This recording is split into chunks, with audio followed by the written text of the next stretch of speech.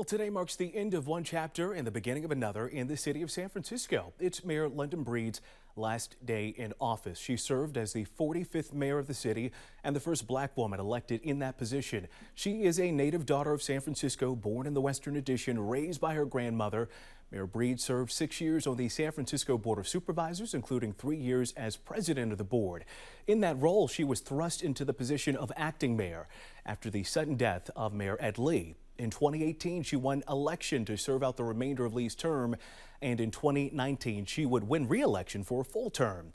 In November of last year, she lost a contentious election to political newcomer Daniel Lurie, and she prepares to leave City Hall. She joins us live in studio for a final interview as mayor. Mayor Breed, we appreciate you being here. Thank you. I'd like to kind of structure this interview by looking at the present, and then we'll look back at the past, and then we'll talk about the future. Yes. If that's okay with you. We want to start with the new public safety numbers released today by your office jointly with SFPD. Our ABC 7 News data team looked at the numbers too, verified them, and the headline here, the lowest overall crime rate in 20 years. We want to show everyone those numbers right now. Property crime down 45%, violent crime down 27% last year compared to when you took office in 2017. Homicides reaching a 60-year low with only 35 murders last year. How did the city make this happen? Well, we made it happen because there wasn't just one thing we did. We had to do a multitude of things.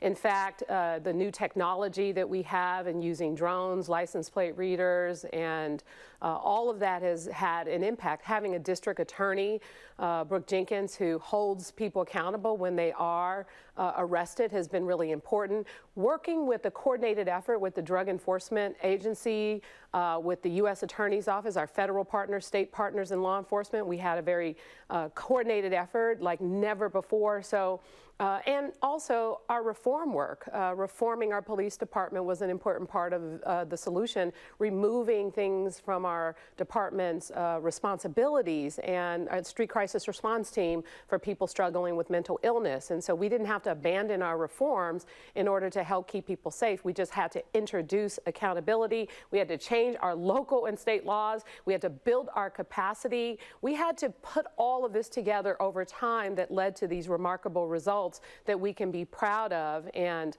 I'm really excited about what that means for the city and its future. We certainly know that it was a coordinated effort, right? And it wasn't just a thing that you could snap your fingers and change things overnight, so to speak, here in San Francisco. I want to talk about auto break-ins, right? Because the smash and grabs with the cars, those were the things that always seemed to grab the national attention for so long. Big improvements there, too, last year, coming in at under 10,000 for the first time in 15 years.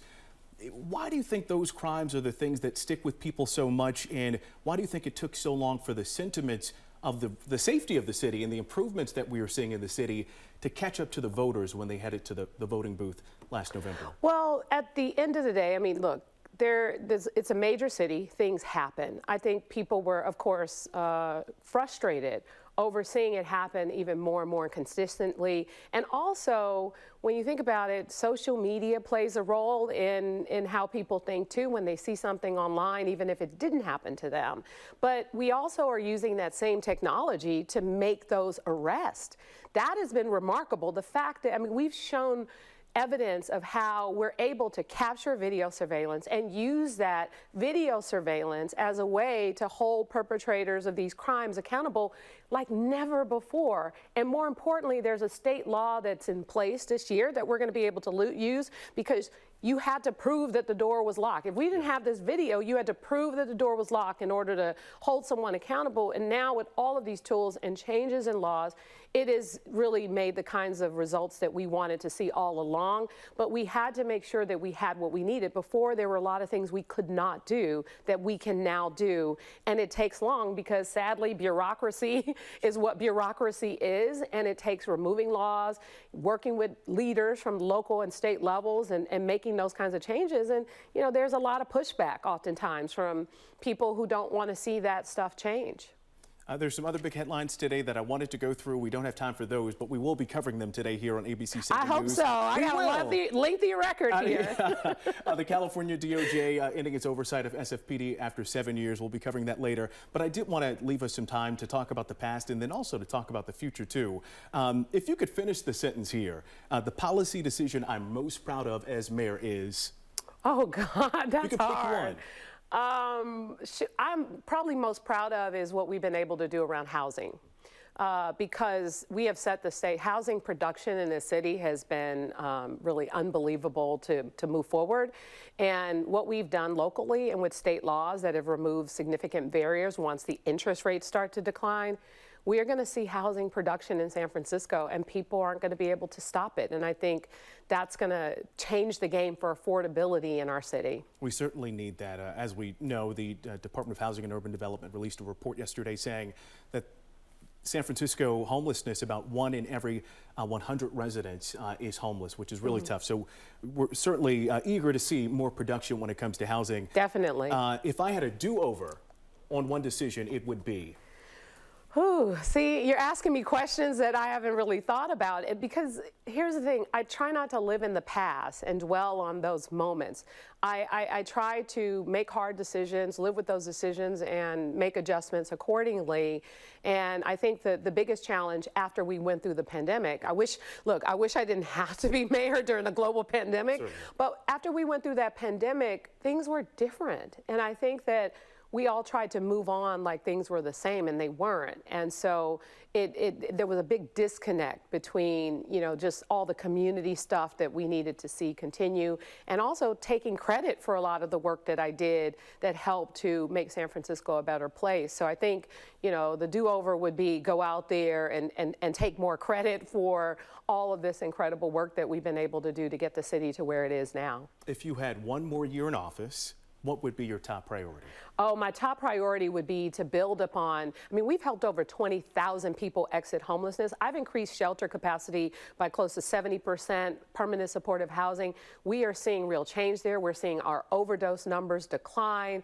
We are going to be building more housing. Those are the things that are the most important things that I would definitely build upon. And again, I feel that we've removed bureaucracy, become a city of yes, and have put the city on path to just continue to rise. It's already starting to look better, feel better. This was one of the best summers we had last year in a long time. Bringing the fun back to the city, as you said. Yes, yeah. And the best is yet to come. I have left the city in a really positive foundation, and it can only get better.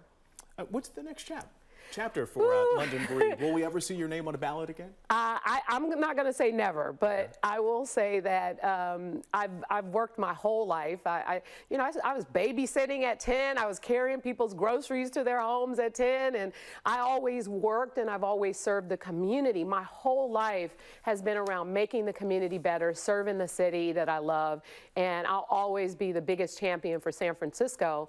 But what my next chapter holds, who knows? No time left, so we have to make this quick. But obviously, we are transitioning from your term as mayor to a new mayor. Daniel Lurie will be sworn in tomorrow. What would your piece of advice be to him? Well, I'm giving him a lot of pieces of advice. But, being a mayor, you think you know until you're mayor.